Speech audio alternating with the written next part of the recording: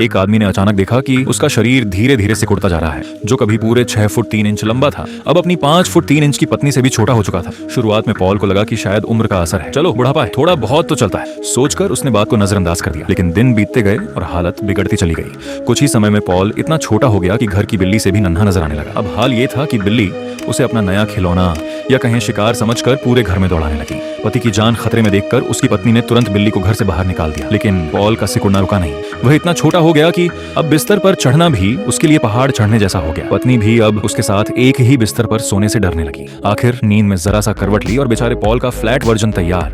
मजबूरी में पॉल को अपनी बेटी के खिलौने वाले घर में शिफ्ट होना पड़ा। शुरुआत में उसे यह सब बड़ा मजेदार लगा, मानो जिंदगी अचानक एक अजीब एडवेंचर बन गई हो।